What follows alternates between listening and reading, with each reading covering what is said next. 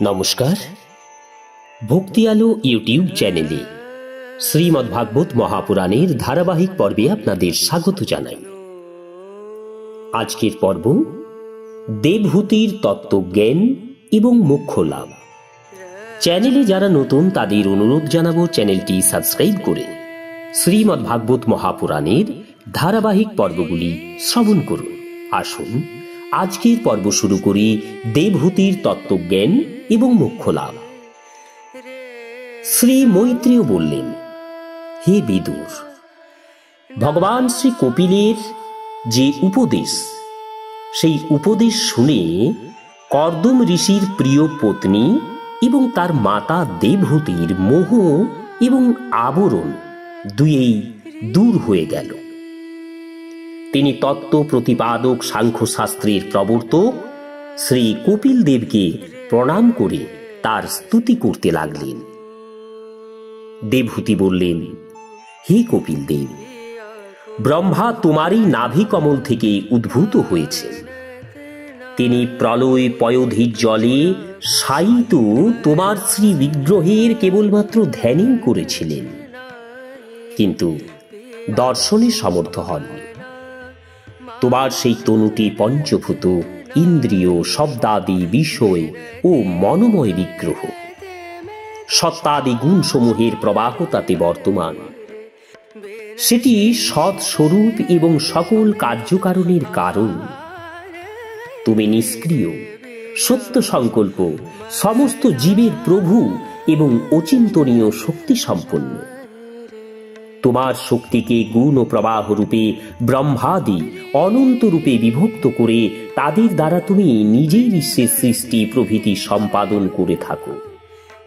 না, কি আশ্চর্য তোমার লীলা!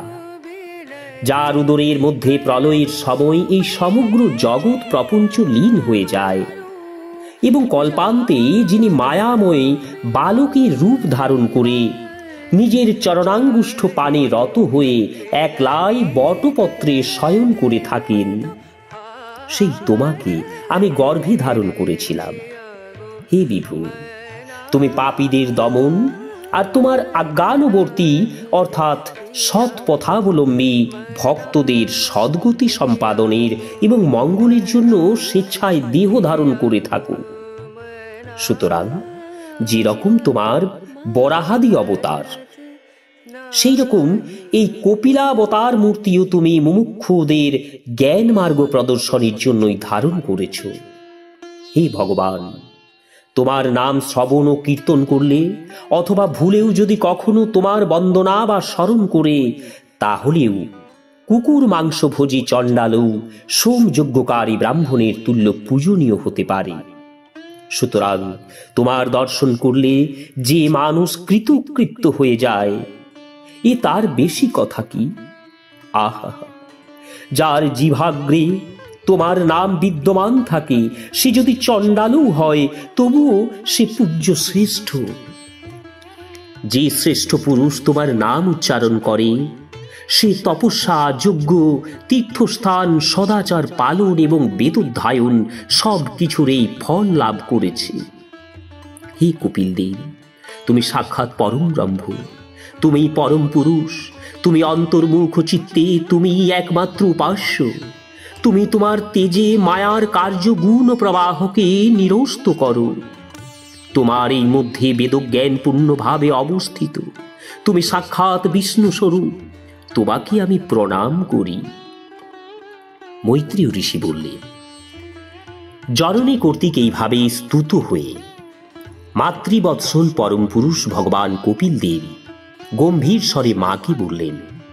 কপিল দেব বললেন, হে মাতা, তোমাকে আমি যে সুখ সাধ্য সাধন মর্গ উপদেশ করলাম, তার অনুষ্ঠান করলে অর্থাৎ অভ্যাস করলে তুমি অচিরেই পরম পদ প্রাপ্ত হবে। তুমি আমার এই প্রদর্শিত পথে শ্রদ্ধা রাখো। ব্রহ্মবাদী মুনিগণ আমার প্রদর্শিত এই পথে সাধনা করেছেন। এই সাধনের দ্বারা তুমি জন্ম মরণ রহিত স্বরূপ লাভ করবে। যারা আমার এই মত জানে না, তারা বারবার জন্ম মৃত্যুর চক্রে আবর্তিত হতে থাকে। মৈত্রেয় ঋষি বললেন, ভগবান শ্রী কপিল এইভাবে শ্রেষ্ঠ আত্মজ্ঞান উপদেশ করে তার ব্রহ্মবাদিনী জননীর অনুমতি গ্রহণ করে সেখানে থেকে প্রস্থান করলেন। দেবহূতিও তখন সরস্বতী নদীর পুষ্প মুকুট তুল্য নিজ আশ্রমে তার পুত্রপ্রদিষ্ট যোগ সাধনের দ্বারা যোগাযুক্ত হয়ে সমাধিপ্রাপ্ত হয়েছিলেন। প্রত্যহ ত্রিসন্ধ্যা স্নান করতে করতে দেবহূতির কুটিল কেশরাশি পিঙ্গল বর্ণ এবং জটাযুক্ত হয়ে গিয়েছিল এবং চিরব্রস্তে আবৃত দেহ উগ্র তপস্যার ফলে দুর্বল হয়ে গিয়েছিল। প্রজাপতি কর্দমের তপস্যা এবং যোগ বলে প্রাপ্ত দেবতাদেরও প্রার্থীরও যে অতুলনীয় গার্হস্থ্য সুখ তিনি লাভ করেছিলেন তা তিনি তৃণবৎ ত্যাগ করেছিলেন। দুগ্ধ ফ্যাননিভ সুকমল স্বচ্ছ শয্যা সমন্বিত হস্তিদন্ত নির্মিত পালঙ্ক, স্বর্ণপাত্রাদি সুখ স্পর্শ আস্তরণযুক্ত স্বর্ণ সিংহাসন, উত্তম মরকত মণি খচিত স্বচ্ছ স্ফটিকময় ভিত্তিতে রত্ন নির্মিত রমণী মূর্তি সকল, তাদের হস্তে ধৃত মণিময় প্রজ্বলিত প্রদীপ সমূহ, এই সব সম্পদে মণ্ডিত ছিল তার আবাস। আর সেই গৃহ সংলগ্ন রমণীর উদ্যানটি ছিল বহুবিধ কুসুমিত দেবতরু দ্বারা সুশোভিত এবং পাখির কলরব ও মধুমত্ত ভ্রমর গুঞ্জনে মুখরিত মহর্ষি কর্দমের প্রণয় লালিতা ক্রীড়ারতা দেবহূতি যখন উপবন মধ্যস্থিত পদ্মগন্ধ সুবাসিত সরোবরে অবগাহনের জন্য জলে নামতেন, তখন গন্ধর্বগণ দেবহূতির যশগান করে তাকে অভিনন্দন জানাত। এইসব অসীম সুখকর গার্হস্থ্য সুখ যা ইন্দ্রপত্নী শচী দেবী প্রমুখেরও একান্ত বাঞ্ছনীয়, সেই সমস্তই তিনি পরিত্যাগ করলেন। কিন্তু পুত্র বিচ্ছেদে ব্যাকুল হওয়ায় তার মুখখানি কিঞ্চিত মলিন হয়ে গিয়েছিল। পতির সন্ন্যাস নিয়ে বনগমনের পর পুত্রের সঙ্গেও বিচ্ছেদ হয়ে যাওয়াতে তত্ত্বজ্ঞানী হওয়া সত্ত্বেও তিনি বৎসহারা গাভীর মতো কাতর হয়ে পড়লেন। হে বৎস বিদুর, নিজ পুত্র কপিল দেব রূপী ভগবান শ্রী হরির চিন্তা করতে করতে অচিরেই তিনি সেই রমণীয় গৃহ সুখেরও স্পৃহাহীন হয়ে গেলেন। কপিল দেব ধ্যান করবার জন্য প্রসন্ন বদনার অবিন্দযুক্ত ভগবানের যে স্বরূপ বর্ণনা করেছিলেন, দেবহূতি সেই অনুসারে শ্রী ভগবানের এক অবয়ব তথা সম্পূর্ণ মূর্তির চিন্তা করতে করতে ধ্যানে রত হলেন। ভগবত ভক্তি প্রবাহরূপ যোগ, প্রবল বৈরাগ্য এবং যথোচিত কর্মানুষ্ঠানে উৎপন্ন ব্রহ্ম সাক্ষাৎকার সম্পাদক জ্ঞান দ্বারা চিত্ত শুদ্ধ হয়ে যাওয়ার পর তিনি সেই সর্বব্যাপক পরমাত্মার, যার স্বরূপ অনুভূত হলে মায়ার আবরণ দূর হয়ে যায়, তার ধ্যানে মগ্ন হয়ে গেলেন। এইভাবে জীবের আশ্রয় স্বরূপ পরম ব্রহ্ম শ্রী ভগবানের বুদ্ধি স্থিত হয়ে যাওয়াতে তার জীব ভাব নিবৃত হয়ে গেল। তিনি সমস্ত ক্লেশ থেকে মুক্ত হয়ে পরমানন্দে নিমগ্ন হয়ে গেলেন। এই সময়ে নিত্য সমাহিত থাকায় বিষয়ের নিত্য তত্ত্বরূপ ভ্রান্তির অবসান হয়ে এবং সুপ্তোত্থিত মানুষের স্বপ্নদৃষ্ট বিষয়ের মতো নিজ দেহের কথাও আর তার স্মরণে রইল না।